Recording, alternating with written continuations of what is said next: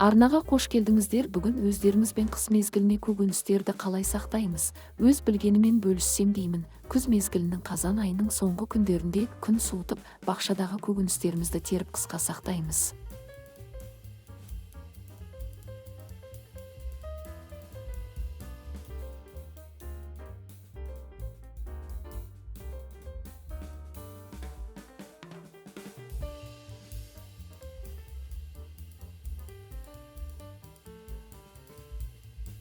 Мұнда өздеріңіз көріп тұрғандай қызанақ, тәтті бұрыш, петрушка, жалбыз көкөністердің барлығын жуып, тазалап аламыз. Қызанақты қысқа қалай дайындаймыз? Қызанақты домалақтап, жуандау етіп кесіп, бөліктерге бөліп, дайын болған қызанақ бөліктерін клеенка пакетке саламыз.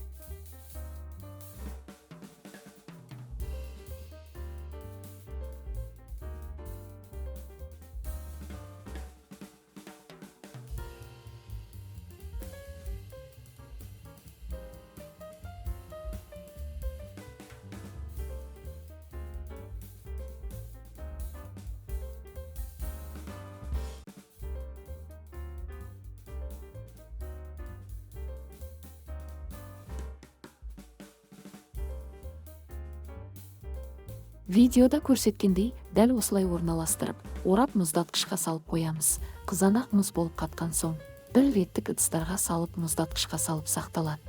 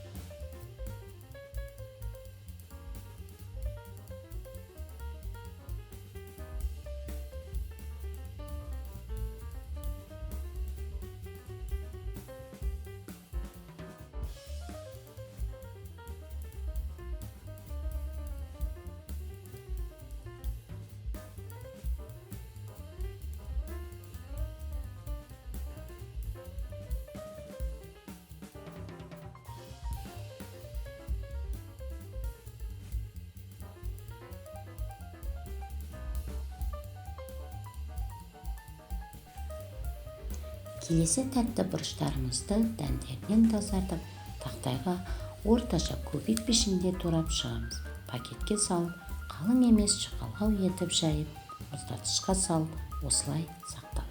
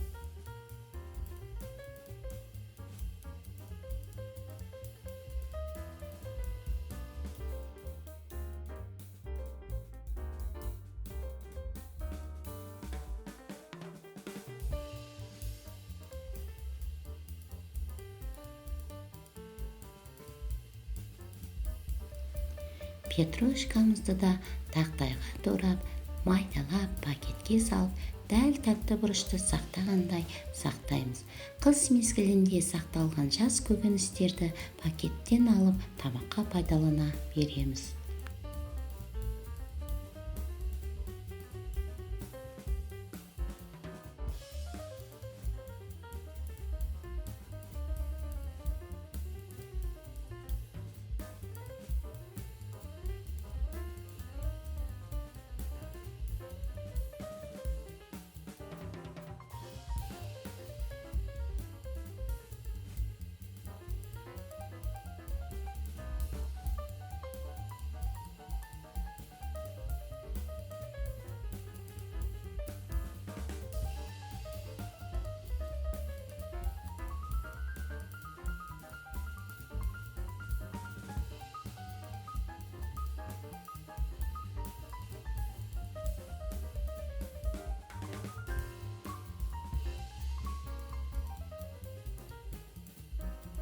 Мұнда қалған жалбыз-жалбызды тазартып, мұқият кептіріп қоямыз. Бір немесе 2 апта көлемінде дайын болады. Дайын болған кепкен жалбызды пакетке емес, пластик ыдысқа салып сақтаймыз. Қыс мезгілінде шайға қосып ішуге, самсаға қосуға болады. Пайдасы зор, иісі өте керемет.